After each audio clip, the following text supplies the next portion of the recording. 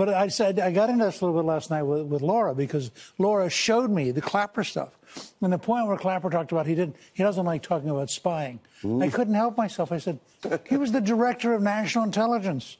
He was in charge of every spy we have. Right. How can you have a director of national intelligence who doesn't like spying? I mean, just the whole thing's crazy. All right. As Russia's brilliant, you're one of the smartest people I know. Yeah, but it's a very small circle. Okay. Okay. We've known each other a long time. But here's where we are. Hillary commits felonies. Yeah. She obstructs justice, deleting the acid washing. Then we got a covered up and rigged investigation, writing an exoneration months before they interview her 17 others. Then on top of it, we have an unmasking problem. Now we learn we've got spies in the campaign. Right. We have FISA judges lied to on a Hillary Clinton bought and paid for dossier that the own author said in an interrogatory, that was raw intelligence, maybe 50-50. That became the basis to get a FISA warrant and 3 subsequent renewals. This, to me, tell me if I'm wrong, is the biggest corruption abuse of power we've ever seen. Oh, by a huge margin. And I talked about this one day, I think on the radio show. We really need to figure out how to physically show this. You have the Clinton corruption going back for many, many years, I think all the way back to cattle futures, where the Wall Street Journal figured out it was mathematically impossible for her to have made that much money honestly. So they've been used to getting away with things since 1979, 1980. Then you have the people who covered up for her corruption. And I'm counting in the whole thing with emails as part of the corruption. So that's a second layer. Then you have the fear that, oh, my God, Trump could win. And now you have a third layer, which is how do we get the very people who are protecting her. Andy McCarthy had a wonderful line. He said, he's been great. He said, he wrote, Democrats get away with murder and Republicans get murdered. And that's the current justice part. So, but now you get that layer. But now here's the new layer that I began to realize in the last 3 days. All of a sudden, all these guys who plan to bask in corruption are beginning to realize that they, in fact, could be indicted and convicted. I mean, I've known Clapper for years. Clapper used to be a serious professional. The guy I see on TV now is pathetic. What about Brennan? Well, Brennan was a member of the Communist Party of the USA. Voted for How did he ever become the CIA director? Only Obama would pick an explicit communist to be the head of the CIA. I mean, I'm not sure who he thought Brennan would protect from who. But here's the point. Brennan now has this problem. Comey has this problem. McNabb has this problem. Clapper has this problem. And all of a sudden, these guys, Lynch has this problem. And the truth is, you're going to find out pretty soon, goes right into the White House.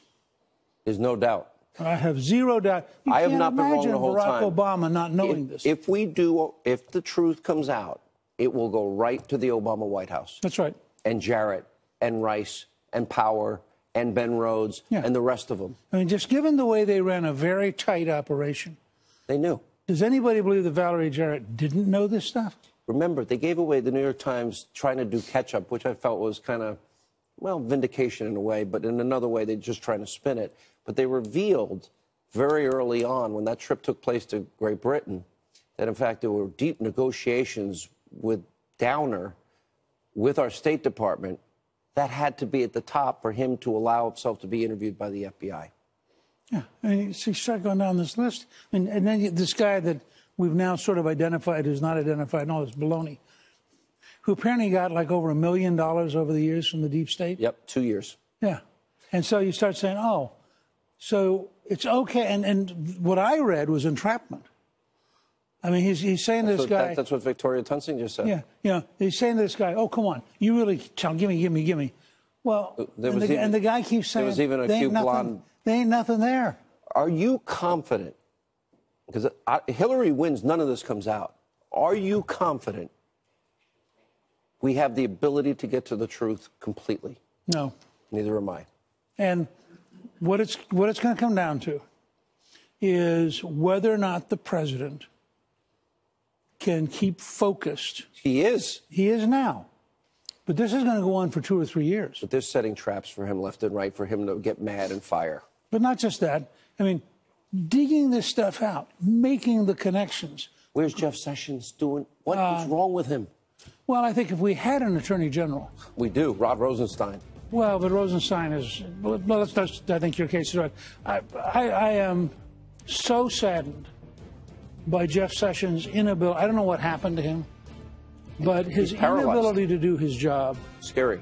And again, he's a guy I've liked a long time. Me too. And he just folded. I will have you on radio and TV. Great to see you, Steve. I never get to see you anymore. And I will hold you to that. Oh, I'll do it. President Trump and Jim Comey are accusing each other of lying over Spygate. That's what Trump called reports that the FBI had an informant in his presidential campaign. Comey tweeted today, "Attacks on the FBI and lying about its work will do lasting damage to our country." Trump responded by suggesting that Comey should worry about the upcoming IG report. If you look at what he did, if you look at all of the lies, the tremendous lies, if you look at all that's going on, I think James Comey's got a lot of problems. Now, among those problems, according to a report from the Daily Caller, rank-and-file FBI agents now want to testify to Congress that politics and incompetence at the top are destroying the Bureau. Let's discuss that with Senator Ron Johnson, a chairman of the Homeland Security Committee. He recently sent a letter to FBI Director Chris Wray requesting information on Comey's briefing of Trump on that infamous Russia dossier. Senator, great to have you in the studio. Well, Laura. Tell us, what's going on here? There are so many different threads, it is hard to unpack. Let's try to keep it simple. There's a lot of smoke. And, certainly what I'm trying to do is we're trying to get to the bottom of this. But Laura, this is like a 1,000-piece jigsaw puzzle. And Mueller's probably got a few hundred pieces. IG Horowitz has a few less because he doesn't have that subpoena power. He can't bring in witnesses from outside of government. The press has more pieces than members of Congress. Because of all the leaks. Well, they're getting a lot of leaks. Selective Precisely. leaks. And people need to understand, what are those leakers trying to accomplish? They're trying to get out ahead of the story before the public has the truth. But this entire investigation is completely backwards. This is a political investigation. I think Congress ought to get the information first, write its reports, then, if we see criminal activity, refer that to the Justice Department or special counsel. The problem with criminal investigations, it makes it very difficult for Congress to get any information whatever. But we do have some information, and the way I'm trying to lay it out is in timelines. And, for example, Chuck Grassley's talking about the most recent tweet that is gaining some prominence.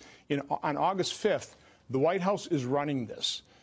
Combine this with the tweet that we got in a lot of trouble for publishing in one of our reports. Let's put it up first so people see. This is a quote from Grassley to Rosenstein today in a letter, right. Correct? And he said, as one example of the text from Page and from Lisa Page and Peter Strzok, they want all those texts.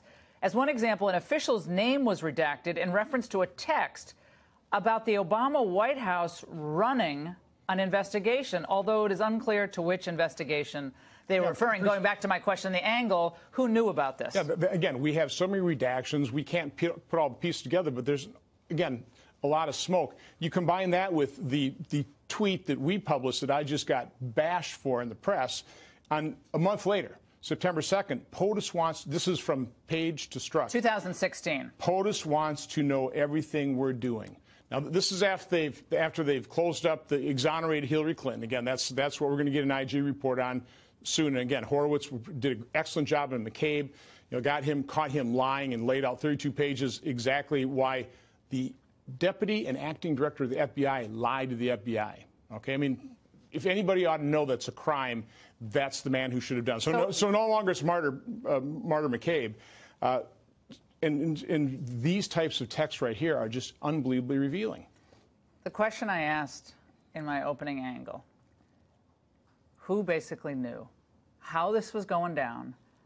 Carter Page is the reason you're opening up this big investigation where you end up putting an informant out there, and then you end up surveilling the Trump Tower and Kushner and all these guys getting their phone calls listened to. And then you have this Russian billionaire being visited by the FBI in August or September of 2016, and they try to get him to agree to this is a collusion thing going on. He's like, what are you talking about? Like they were looking for. I mean, come on, help us with the collusion stuff. And even this Russian billionaire who hates Paul Manafort, Oleg Deripaska, said, I can't stand him, but this is ridiculous. It doesn't take much of imagination to look at this and say this is a setup. And then again, when you see The White House is running this. POTUS wants to know everything we're doing. You just have to start putting two and two together. But again, we maybe got 25 to 50 pieces out of that 1,000-page. Are you good at doing jigsaw puzzles? Are you good at it? I get a little frustrated. Okay. Now, right now, we are waiting for the IG report on the Clinton email and hopefully the Clinton Foundation. That's really been our investigation. 3 years we've been trying to get this information. So we'll get that, but we are on the case. I'm writing to Christopher Wray. What is the process for the document production? Who's doing the redaction? What's the criteria? What was it? Now we have John Lausch. What is it now? Can't even get that information. So, how do you do oversight? How do you do your oversight? It's not supposed to be that it's this taffy pulling. I know there's always a historic kind of tension among the branches of government. No one wants to be accountable. I mean, people don't like to show everything, but I don't ever remember it being this bad. I don't. What has surprised me is we haven't had FBI agents come forward to our committee. They'll go to the press. Well, they're going to go, and they want to testify on what, Senator? We heard that when Comey exonerated Clinton, that they actually wanted to, they were going to blow a gasket, basically. Why haven't they come forward? Come forward to my committee. We'll protect you. You should also bring the Russian billionaire in, get him on video, get the Russian lawyer. Get Velisskaya. She didn't come up. They didn't talk to her. Get Deripaska. Call him to testify. It'd be nice to have a little bit more evidence before we start doing those interviews, but we may start doing those interviews just to get the evidence. Oh my! They'll tell you a lot, Senator. Thank you for coming in tonight. Thank you. Now, many people, both sides of the aisle, have been coming to Tommy's defense, rightly so. President Trump tweeted this morning, quote, "Everybody is with Tomi Lahren, a truly outstanding, respected young woman." Even liberal actress Crazy Kathy Griffin tweeted, "I couldn't disagree with @Tomi Lahren more, but I don't think it's cool to resort to physical actions to make your point. The First Amendment is a beautiful thing. Use it." Tommy's with us now. I know because I'm watching your career and your trajectory go through the roof, and I'm very happy. You started a lot younger than when I started. And you have such a large fan base, which is a tribute to you. This is so over the top for me. How hard was it for you and your parents? Well, of course, it was humiliating. I think people forget that I'm a real person at the end of the day, and these things do embarrass and humiliate me, and especially for my family. I didn't want them to have to be a part of this. It's something that I've kind of grown used to, but it's not something I want to subject them to. But at the end of the day, like you said, Sean, I do have a following, and that following is made up in large part by young girls. And I hope that young girls will look at this, especially conservative young girls, and see that if I can handle this with grace, they can too, and never be discouraged from having a voice. Don't let the bullies take your energy. Not worth it. Let me just say this. You have no reason to be embarrassed and humiliated because some jackass, coward, gutless, spineless, extremist did this to you. And you did handle it with grace. So I think this is a good lesson for everybody.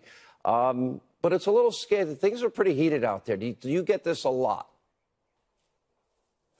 Well, this isn't the first time something like this has happened. It's not even the first time something has physically happened to me. I usually choose to ignore it, and I would have actually ignored this too if the video hadn't leaked. The sad part about this is, Sean, is that this girl was proud of what she did. She was bragging about what she did. She wanted to get it on video. That's also a reality of the world we live in today, that girls like this will do things like this to be social media famous. They'll even be ugly and disgusting and trashy to be social media famous. I don't know why it's worth it to them. Mm-hmm. You're right, because they obviously wanted to film that. I applaud your courage. We're glad you're on our team here at Fox, and to your family and your mom and dad, I'm sorry they went through that too.